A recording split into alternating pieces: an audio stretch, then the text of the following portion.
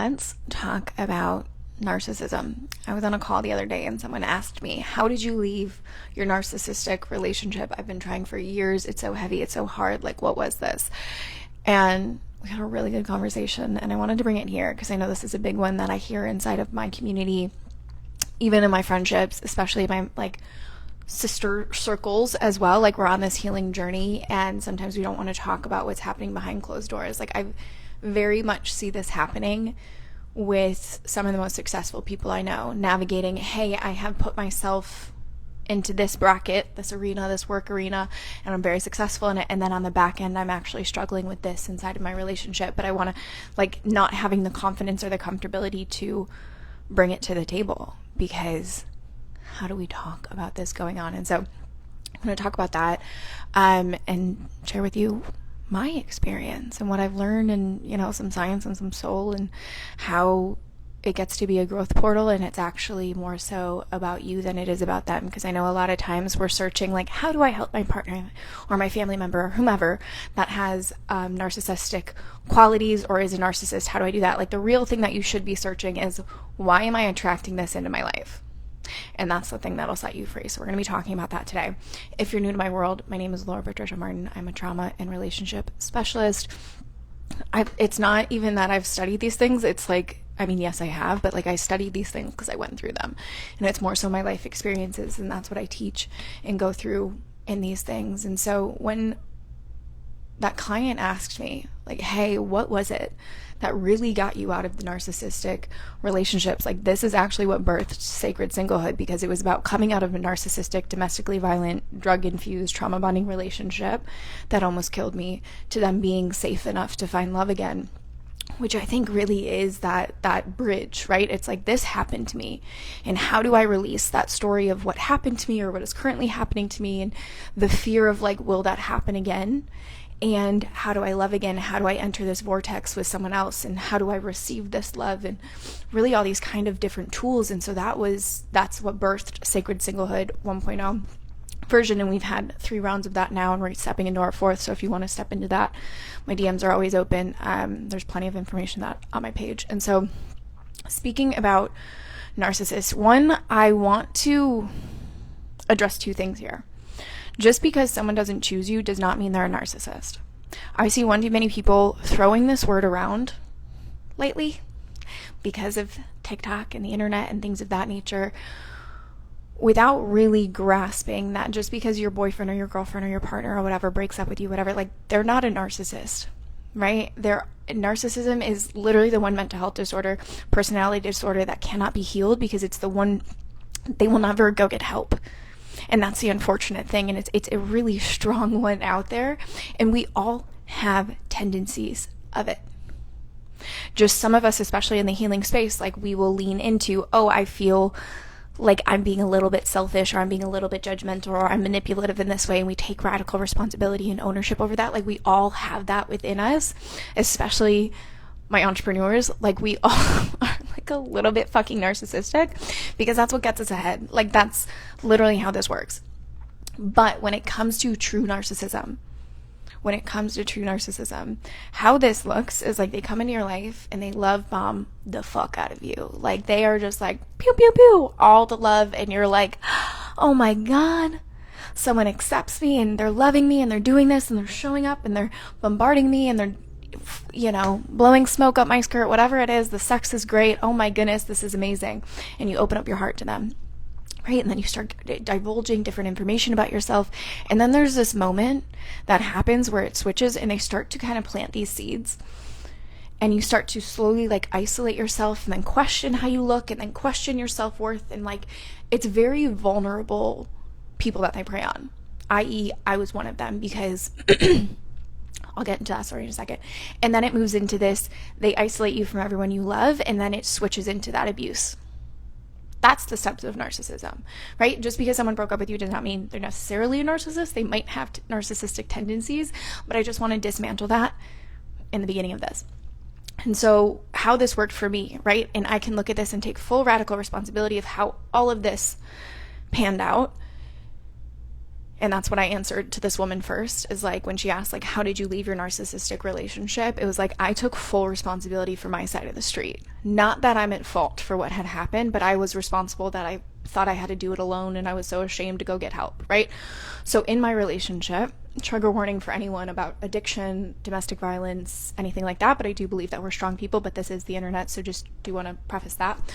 So my mom had just passed in November of 2014.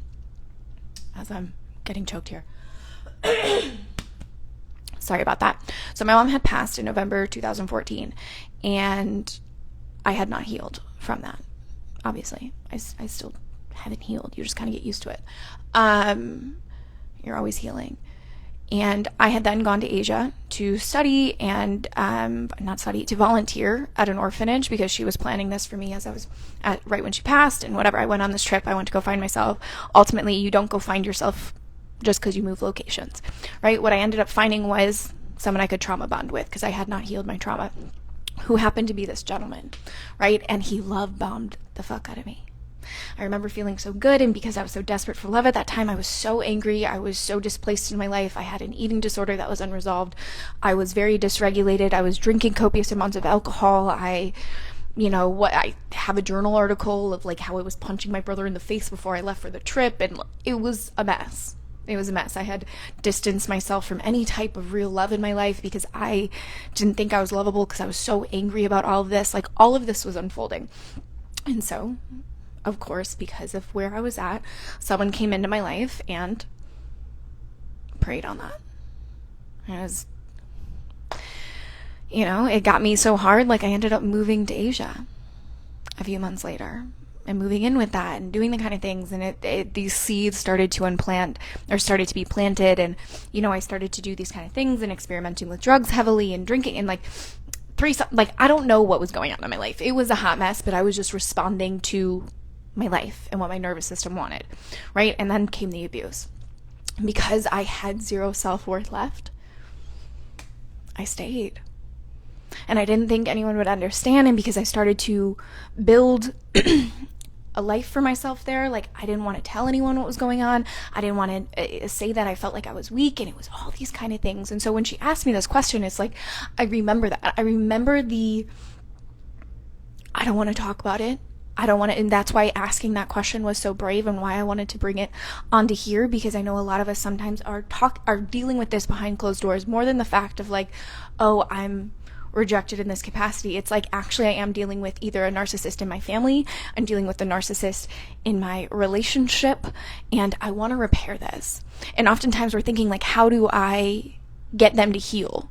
Unfortunately, the thing is, with true narcissism, it's the one thing that cannot be healed. And what is going to happen even when you do try and leave?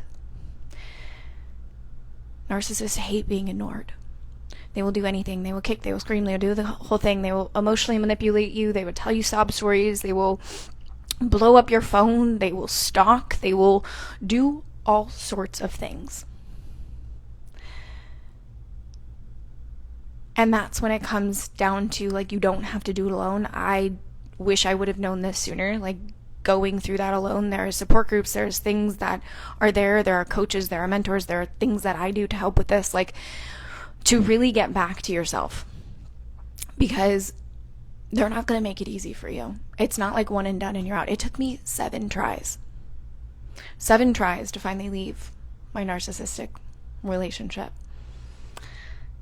And granted, there was more to it, because there was trauma bonding, which is another hook in the system. There was domestic violence, another hook. There was codependency, another hook. This is what birthed all of literally our product suite of like fuck codependency and, unattached attachment styles and boundaries babies, and learning about all this kind of stuff, because it was this lived experience of realizing, like, what is it that gets us into these toxic relationships? And at the core, it's because, one, we haven't yet taken responsibility for this. It's thinking, oh, it's just going to be this next person in the next relationship is what's actually going to help me heal, or this next person, this knight in shining armor, is going to come and give me this sense of love. And it's like, if you haven't found that within yourself, like, sometimes you don't like yourself all the time, and I do believe that we can borrow the way that people see us. That's why. It's just, who are we borrowing that love from, right? Who are we co-regulating with is so fucking important. This is why masterminds are so important to me, or group programs, or things of that nature,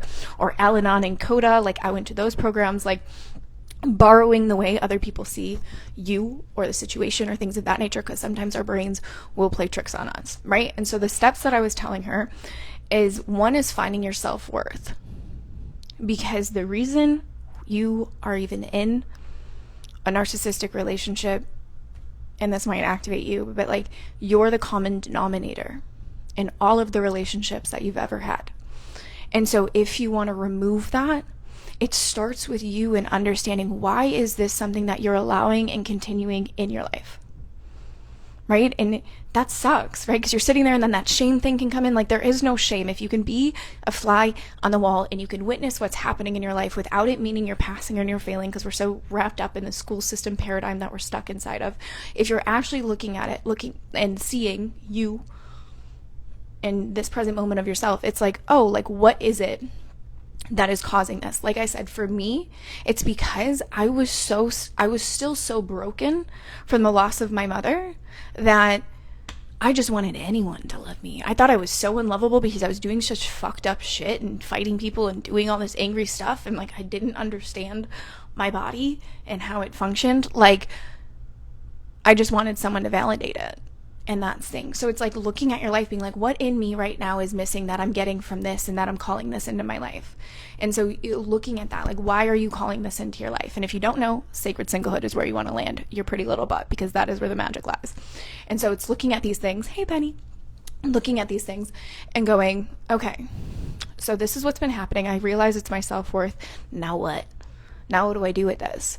Right? And so it's then looking at, like, am I repeating my family examples? A lot of what we learn and we know about ourselves is that we're repeating things that we've learned from our family.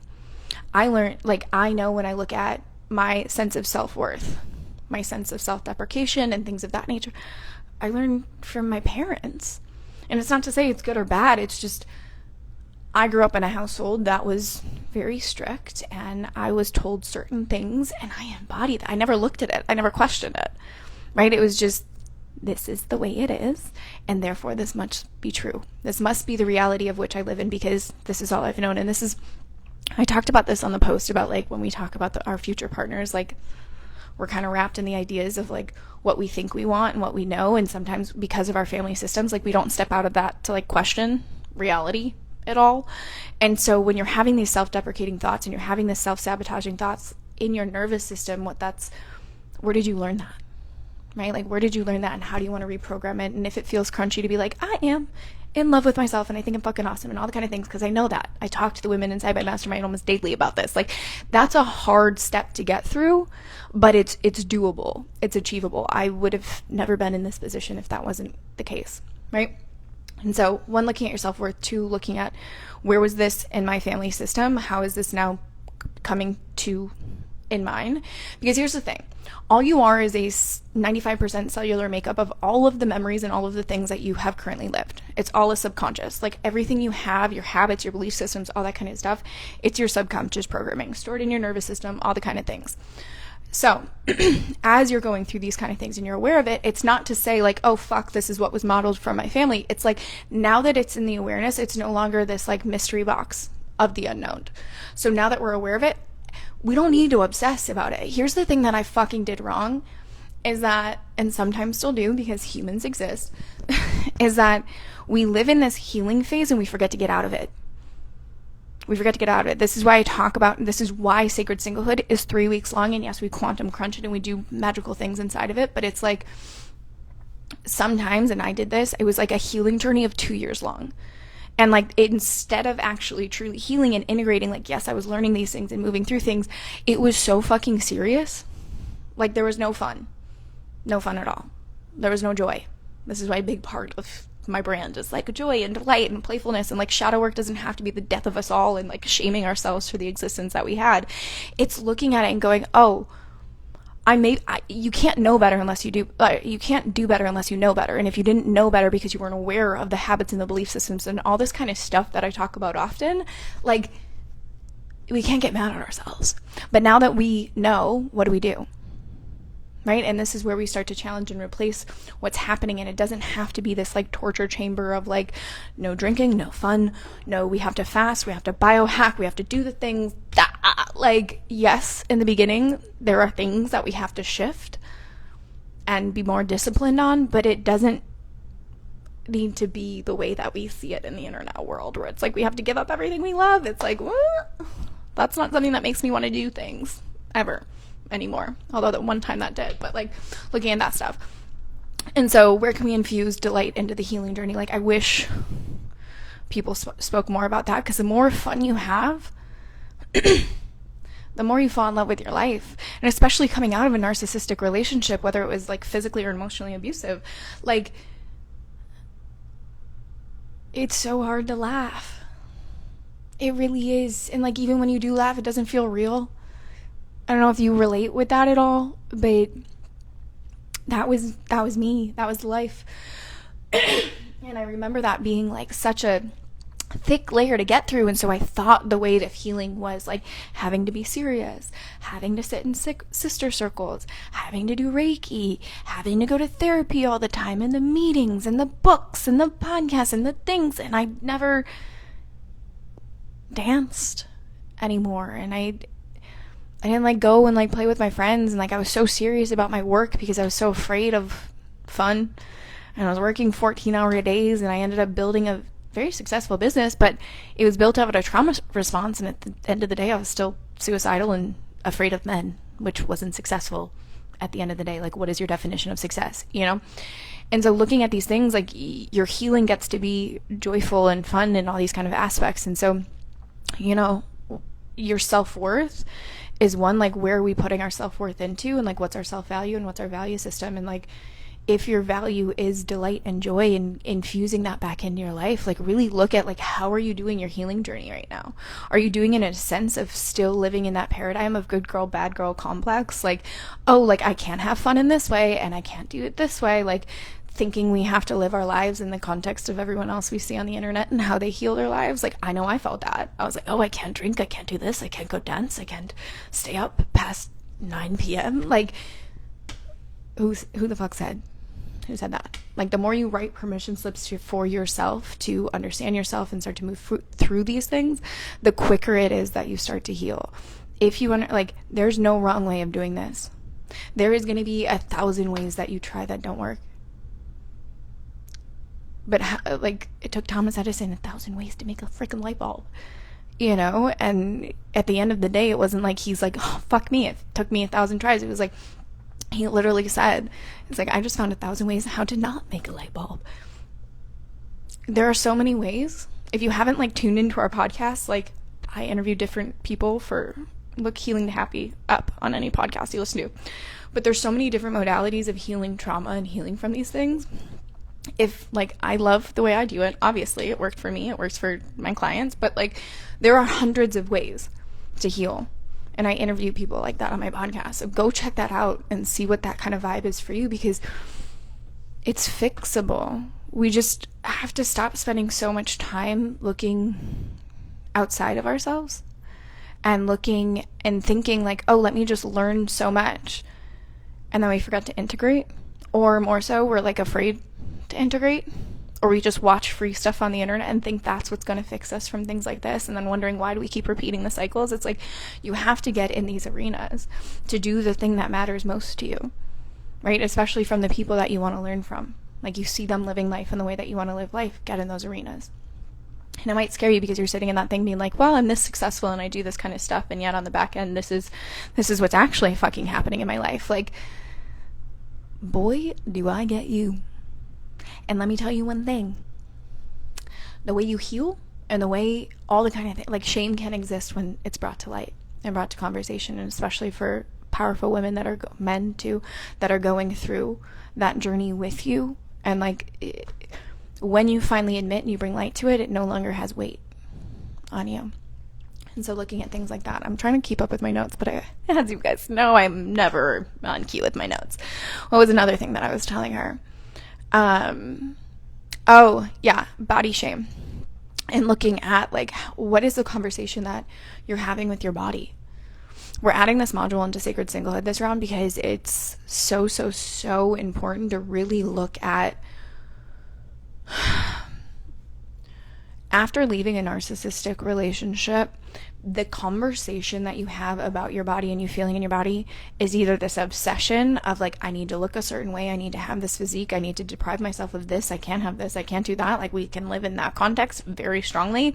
Or it's this, they left me for someone else and they're doing these kind of things and they said this about me and they said this about my body and they're shaming me about this and therefore something must be wrong about me, so let me fix it. And there's so much body shame around this thing that we have. And the one thing that has set, like, I get the question, like, how do I claim my confidence again and how do I feel comfortable? Getting back into conversation with your body, because when being afraid and having self-criticism and doing the kind of things, like, that puts the brakes on our nervous system when we want the accelerator. We want the accelerator so that we can heal. We want to turn light switches back on. We want to start regulating our nervous system, getting our metabolism back in stored, really help our brain kind of down-regulate and not have so much inflammation going on. Like, there's science to it and there's soul. Hi, Coley. How are you? It's good to see you. Yeah. I forget where I was going with that. Oh, understanding these things about ourselves. And so when we're stuck in a narcissistic relationship, then we start to question reality as we're leaving. And that's like, understand that that part is normal. That part is so normal because you've just been in like a vortex of like, what is reality? So when you're coming out of it, the way to heal is to get so fucking present in the actual reality of life in this moment. This is why right now, like, I'm taking a somatic breathwork course to even practice this even further. Like, I'm constantly learning this stuff to bring into my programs and things of that nature. But to actually be present, your brain, here's the thing, we leave situations and then we're constantly either beating ourselves up about it, right? Obsessing about the past and realizing our loopholes. Oh my God, why didn't I leave? This happened here. I should have known this. I should have seen it that way. Should. That's happening. Or we're so angry and we're thinking about that and we're like, fuck him for doing this, fuck them for doing this, fuck her, da da da da. We're so stuck in the past. And healing can't exist if we're stuck there. You know, that's perfect. That's what therapy is for. This is why how I run things is a little bit different. And yes, I do believe in like understanding our origin, but I don't believe in getting obsessed there. The biggest thing about the way that I work is we find out how to get safe in the present moment so that you could build resiliency for the future, right? Because ultimately it's not so much like the question, like, yes, how did you leave your narcissistic relationship? So fucking powerful. But at the end of the day, what I hear underneath that more is, how did you move on from that? How do you live life like a normal person again without questioning the existence or the words coming out of everyone's mouths? And how do you trust people again? And how do you open your heart again? And how do you really divulge these parts of yourself again? And it's like presence. Being able to decipher, like, I'm going to do another segment on this sometime this week, but it's like to feel something in your body, right? Like, that's what happens. We have a trigger and then we have a reaction, right? So be able, and in between there's a pause. And so when we're able to actually catch what's happening in our body, the feeling that we have, we can actually reprogram the reaction. We can let things kind of come in full circle, and that's how trauma works, right? And we get to release that from our body so it no longer is so activating. It's not to say that it's never going to be a problem. I'm not going to fucking lie to you about that. But it stops being such a big thing, and you learn to be able to decipher, like, oh, that's just my programming of the past. Oh, that's actually, like, that's my body doing its thing right now. I get you. Thank you for protecting me, but I actually don't need that protection right now. This is actually a really good person, and I do want to follow my heart with them, so let me go. You know, and you get to start to have conversations like that. And I think that's where the conversation kind of leads next. Whereas, like, yes, let's talk about narcissism. Let's understand why it's happening. Let's understand about our partner a little bit, especially if it's a family member or a child. Like, how do we have that conversation, right? Like, let's understand it a little bit. But more so, it's what do you do with you, right? It's more so powerful to look at in our life of, why is this coming in? Who do I want to be because of this? If I'm the common denominator in all of my relationships, Why is this something that I let in without having the lens of guilt and shames and things like that, which is totally normal that they could come in, but don't get lost there, my friend. Let that come through and then witness it through a lens of non-judgment. Why is this here for me? What if this actually became the portal of my growth, right? Like, I didn't know being in the most tumultuous relationship of my life with, I almost didn't make it out. I didn't know that would ultimately lead to a career that allows me to travel the world and have the best relationships in my life. Like, that wasn't the fucking plan. But I do remember the moment that I was sitting on that patio at 24 and I had that thought. Like, what if I had to talk to my daughter about this one day? What if one day I was speaking on stages about this one day? What do I want this chapter of my life to be? And to be honest, at first, I didn't leave that relationship, but I did find myself into nutrition and started health coaching and doing that whole kind of thing. And it gave me a sense of purpose and built my self-worth outside of that relationship, no matter what the fuck that guy was saying. And I started to build these aspects of myself and ultimately ended up here 4 years later. You don't know what it's going to lead you, but if you remove the story of what you are telling yourself about what it means about your worth, and you start to really work at what that means, like, what do I want my worth to be? What do I want this story to be? Who do I want to become because of this? So much of your life will shift from that lens. What is the story that you want to tell in this moment because of this thing? It means nothing about you, right? You're not at fault for this person coming into your life. You're not at fault for what happened, or how the breakup went, how the relationship went, for not leaving, for all the kind of, you're not at fault. But you are responsible for how the healing from that goes, so that it never fucking happens again. Especially for my people that you see this pattern recycling itself in your life. The people that are attached avoidant, or the people that are repeating, like, you hear the same conversations happening in your relationships and it doesn't feel fucking good. That is your invitation, my friend. It is repeating itself because that is a you thing. You are the common denominator. And so what do you want to do with that? How do you want to set yourself free? What narrative do you want to write? How do you want to turn yourself on because of this moment? Because at the end of the day, the things that are happening in our life are a reflection of what's happening in our nervous system. Oh my goodness, Sydney. Hi, baby. Are a reflection of what's happening in our nervous system. Whether it's money problems, whether it's a relationship, whether it's family stuff, whether it's body stuff that's coming up, like, all of it is a reflection of our internal nervous system, of our worth, of our value, of our belief systems, all the kind of things. And from there, what do you want to do? It's so much more powerful. And I know sometimes that, like, crunchiness can come in and it's like, why am I like this? And what, like, no. Instead of taking the victim role, it's like, how do I want to be the artist? What do I want to write this chapter on? How do I want to turn myself on? How do I want to make this the most juiciest part of my life? And I miss you too, Sydney. You're so cute. How do I want to move through this with ease and grace and understanding and really make this, instead of like, oh, fuck, I was with a narcissist. Like, there used to be so much shame. There can be so much shame. I get you. But, like, it could also be, like, I remember getting a bottle of champagne and sitting on my old patio because I didn't do this, so I recommend it. I popped a bottle of champagne with myself being like, fuck yes, I left that. Like, can you do that? Can you borrow that for a second? If you're currently either even aware of it, you're moving through it and you're like, fuck, how do I get out of this? I keep going back. Can you take a second to celebrate yourself for even, one, being aware of it, two, getting the resources and the help to move out of it? And if you're one of my people that have moved out of it already and you're just trying to recover from it, like, fuck, go celebrate, go do something. Get a kombucha, get a coffee, get a bottle of champagne. How can you start to celebrate yourself a little bit more and find your self-worth and replace that sense of need and desire that that relationship was giving you, and infuse it with something that feels a little bit more self-respectful and self-honoring? Because at the root, that's why we call this shit in. We don't believe that we're worthy. We don't believe that we, are deserving. Megan! And once we heal that, mommy, the sky's not even the limit. Like, the women in my world, they're starting businesses, they're starting podcasts, they're starting to write. Like, that wasn't even the fucking intention. They just wanted to heal their hearts, and all of a sudden they're like, I can take on the world. And it's, hopefully my nipple just didn't pop out there, sorry. I can take on the world, and it's the most magical thing.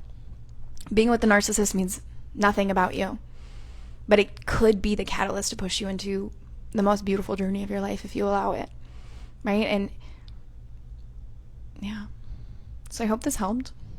I know the conversation that I had with that client was it was so good, so I wanted to bring it here as to how do you leave, how do you recover, how do you move on, are the topics that we covered today. The women in my world, that statement is so beautiful. It sounds like you are around some doers. Very much so. They are beautiful human beings. I kid you not. It's my favorite thing about, because I like take the weekends off and then I pop back into my mastermind. I'm like, oh, what are you guys doing? And it's always so fun to see them. But yes, so I hope this helped. If you are just tuning in at the end, this was glorious. Go watch it through. If you know anyone that is dealing with narcissists, if it's a family member, a relationship, things of that nature, looking to recover, send this to them, share this with them. This is how we get the world out there.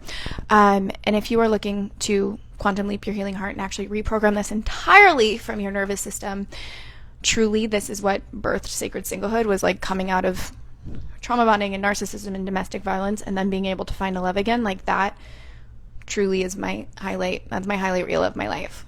And being able to move on and then have deep relationships with friendships and being able to really rebalance everything in your body. So starting with understanding how to nourish yourself, because if your body isn't, and this is the part that's missed often when I hear people talk about like recovery when it comes to toxic patterns in our lives, we forget about the human body. Like your body, you can do all the fucking affirmations you want and you can write all the things and put all the post-it notes. Like I fucking love that shit.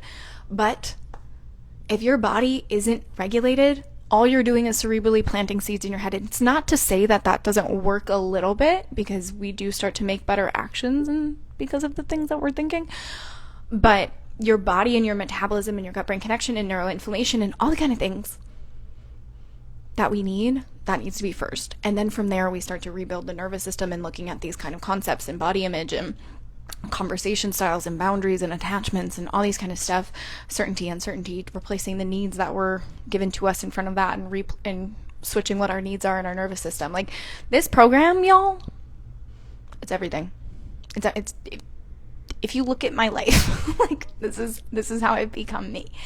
And so if you're in that navigating that in between time, if you're navigating something with a relationship, whether it's new, old, or you're freshly divorced and broken up, whether it's family stuff, holidays are coming, and you're wanting to learn how to like have some interdependence and, you know, communicate more effectively and set better boundaries and things of that nature. If you're, you know, navigating friendship breakups, I think those are the hardest ones, to be honest. And you're in that period of up level. And sometimes the friends around you don't stick around because it just doesn't make sense, and you can love them and leave them and you can bless them and all this kind of stuff. But like it is hard and you're feeling lonely and you're wanting to know how to navigate that in between period so that you can really call in that juicy alignment. Like these are the things we're covering inside of Sacred Singlehood, so that you can feel at home, so that you can become the living sanctuary, so that you can heal from the inside out instead of just getting lost in therapy and doing the kind of things that we often see. So if you're interested right now, you can jump in. We're going to be starting in the middle of November. I also have VIP sessions available if that's more your thing and you just want a one-on-one session with me. I'm going to open up a few of those for November. Oh my God, it's November 1st. I'm going to open up a few of those. And so just reach out, or you can find that if you go, I think you click down here. I think my face is down there. I always get that mixed up. But you can go click down there. It's in the bio. They're VIPs. You have the option for just a one-off or some Boxer after that for 5 days. They're at different price points, so go check that out. And yeah, we have different bundles. It's all in my highlight reel. We have different bundles. We have the Healing Heart bundle, so that's all self-paced. That's really good for beginners that are trying to navigate their nervous system right now. And so we have Bounce Back from Your Breakup, we have Unattached, and we have Fuck Codependency in that bundle. So really good for those that are just starting out through a breakup. For those that are wanting more high-level support, we do have 3 one-on-ones, either 3 or 6 months available. High-level mastermind support for, it's like a mastermind hybrid is what's happening for Sacred Singlehood. What else? Yeah, VIPs, different kind of options in that. We have Voxer only support. If you're someone that's on the go, so this is like our on the go high level support. So there's no like video calling. It's just all Voxer. That's honestly my preferred way to work. With my little traveling ladies that are making moves in the world, and then you get to have me in the midst of your trigger. Like that's the juicy part. What else? Yeah, behind the scenes of dating mastermind. Like there are so many ways. It just Depends what you're looking for. High level, learning, integration. It depends. Whatever you're looking for. But we got it, I'm sure. And if you love the way that we work and you're ready to put 2 fucking feet in on this and make like 2023, I mean, wait, we have like 2 months left if you want 2022 into 2023 to be that year where you're like, I feel so home. I feel good in my body. I feel good in my business. I feel good in my relationships. Like, I'm so ready for this. I got you, baby. So let's do some shit. Let's change the world. Let's make magic, shall we? Okay. I love you, and I will see you somewhere on the internet. Make sure to share this with a friend, okay?